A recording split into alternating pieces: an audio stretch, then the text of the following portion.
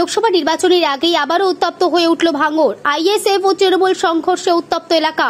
উভয় পক্ষের সংঘর্ষে আহত হয় বেশ কয়েকজন। ঘটনাটি ঘটেছে দক্ষিণ 24 পরগনা জেলার ভাঙড় হাতিশালা এলাকায়।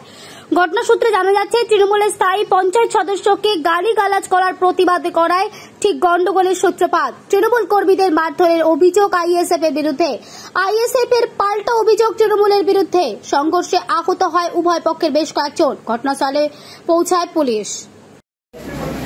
আমাদের সদস্য বাড়ি থেকে আসছিল, বাপ্পা ইসলাম মিরাজু। বাড়িতে আসার পথে ওখানে একটা চায়ের দোকানে আইএসএফের বেশ গোটা 10 জন লোক ছেলে দাঁড়িয়েছিল ওখানে। থাকার পরে একা পেয়ে ওকে কথা কাটাই হতে হাতাহাতি করে ওকে ধরে দাবায় মিরাজ ইসলামকে, আমাদের সদস্য ওয়াদি 46 নম্বর বুথে। ওখান থেকে চলে আসে, আমরা কোনো ঝামেলা না করে পুলিশ স্টেশন গেছিলো ওখানে। আবার থামিয়ে দেওয়ার পরে আমরা হসপিটালে রিপোর্ট করতে এসেছিলাম। রিপোর্ট করে আসার পরে আমরা যাচ্ছিলাম থানায় যাওয়ার পথে আমার হাতিশালায় আমাদের ওয়ারি কজন আইএসএফের নেতা, হাতিশালার আইএসএফের নেতা এবং সমস্ত অঞ্চলের নেতৃত্ব এসে প্রথম আমাদের আজিয়ার লস্কর, শফিকুল মোল্লা, অবালি, হাতিশালার মজনু, মালু, নজরুল, লালচাঁদ, আরও অনেকে ছিল। নাম বলা সম্ভব হচ্ছে না, মুখ থেকে নাম লেখে আবার থানায় রিপোর্ট জমা দেবো আমরা, যেটা পারবে আইনগতভাবে। সেখানে মারলো কেন হঠাৎ করে? আমাদের সদস্যদের সাথে কথা কাটিয়ে ধাক্কাধাক্কি হতে ওরা সদস্যকে রাস্তায় ফেলে দাবানোর পরে আমরা হসপিটালে এসেছিলাম, কোনো ঝামেলা না করে। আমরা যখন প্রশাসনে আসবো, প্রশাসন যেটা করবে সেটা। এখন সামনে আপনাকে মারলো কেন? ওরা বলছে যে আমাদের লোকে ঠেঙিয়েছে, এই কারণে ধরে আমাকে লাগিয়ে হসপিটালে আসার সময় কি মারধর হসপিটালে বার হয়ে যাওয়ার সময় গাড়ি থেকে নামিয়ে মারধর করেছে? ওরা কি করে, কোন দল করে? আইএসএফ করে। সব কি দিয়ে মারধর করেছে? রড আর হেলমেট ছিল হাতে, লালচাঁদ হেলমেটের বাড়ি মাথায় মেরেছে।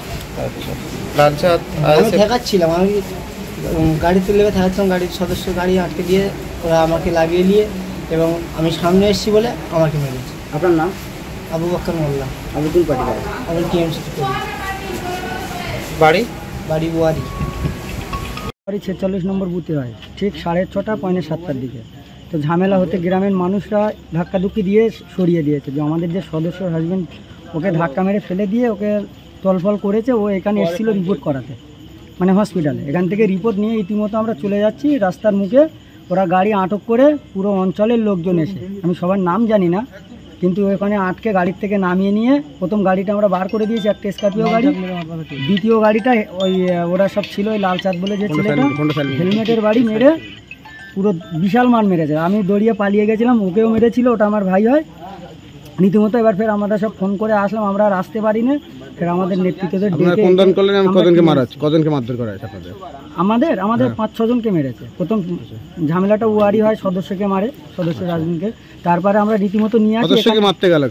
সদস্যকে মারতে গেলে কেন আজকে একটা যেহেতু মিটিং হয়েছে ওদের, ঠিক আছে, তো সদস্য বাড়ির পাশ দিয়ে যায়, এরা মিটিং করছে।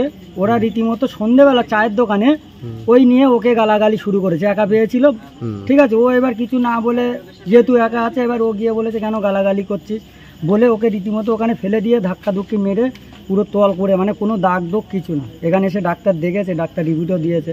পিঠে খালি 2 জায়গায় ছড়ে গেছিলো, বাঁ দিকে পাটায় ওর বিশাল চোট হয়েছে। তো আমরা এখানে রিপোর্ট করতে এসেছি। আমার নাম Salam Molla. Bureau report, news 24x7 TV. মুহূর্তের খবর হাতের মুঠোয়।